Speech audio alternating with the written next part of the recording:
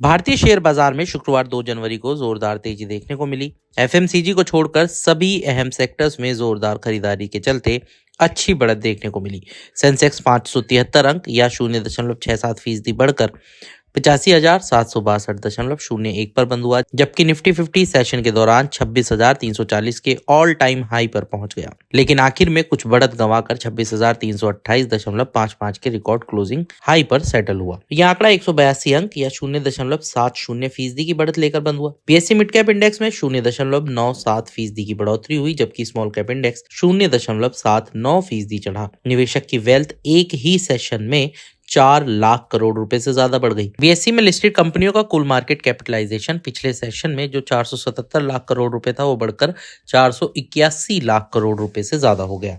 5 जनवरी को कैसी रह सकती है बाजार की चाल? एलकेपी सिक्योरिटीज के सीनियर टेक्निकल एनालिस्ट रूपक डे का कहना है कि निफ्टी ने अपने पिछले स्विंग हाई को तोड़ दिया है, जिससे पॉजिटिव ट्रेंड का झुकाव मजबूत हुआ है। 20 ईएमए और 50 ईएमए का बुलिश क्रॉसओवर ऊपर की ओर के स्ट्रक्चर को और मजबूत करता है। इसके अलावा डेली आरएसआई अपने पिछले कंसोलिडेशन फेज से बाहर निकल गया है, जो मोमेंटम में तेजी का संकेत है। उम्मीद है कि शॉर्ट टर्म में ये ट्रेंड मजबूत बना रहेगा। ऐसे में जब तक इंडेक्स 26,000 से ऊपर बना रहता है, तब तक गिरावट पर खरीदारी का तरीका बुल के पक्ष में रहेगा।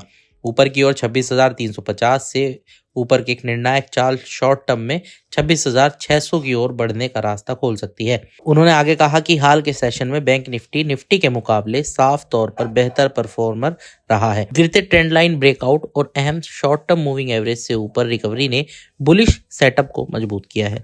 इंडेक्स एक मजबूत मोमेंटम फेज में आ गया है। शॉर्ट टर्म में इसके 60,500 से ऊपर जाने की संभावना ज्यादा लग रही है। नीचे की तरफ सपोर्ट 60,000 पर है। इस लेवल के नीचे निर्णायक ब्रेक होने पर चल रहे तेज अप ट्रेंड में नरमी आ सकती है। लेमन मार्केट डेस्क के रिसर्च एनालिस्ट गौरव गर्ग का कहना है कि भारतीय इक्विटी बेंचमार्क शुक्रवार को मजबूत बढ़त के साथ बंद हुए।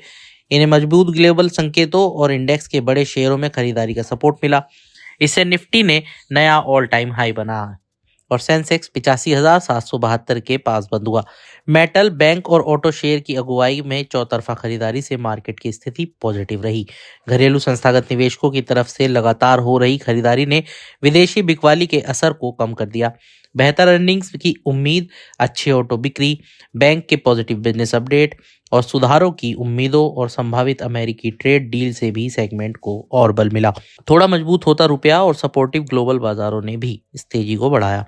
टेक्निकल नजरिए से देखें तो अहम कंसोलिडेशन लेवल से ऊपर ब्रेकआउट ने बुलिश रुझान को और मजबूत किया है, जिसमें 25,900 का लेवल निफ्टी के लिए तत्काल सपोर्ट जोन के तौर पर उभरा है। रेलिगेयर ब्रोकिंग के अजीत मिश्रा का कहना है कि शुक्रवार को बाजारों में तेजी जारी रही और वे रिकॉर्ड ऊंचाई पर पहुंच गए, जिससे नए साल की अच्छी शुरुआत हुई। निफ्टी पूरे सेशन में पॉजिटिव रहा और दिन के हाईएस्ट लेवल के करीब 26,335 पर बंद हुआ। उम्मीद के मुताबिक निफ्टी ने 26,200 के अहम रेजिस्टेंस को पार कर लिया और एक नया रिकॉर्ड हाई पर पहुंच गया।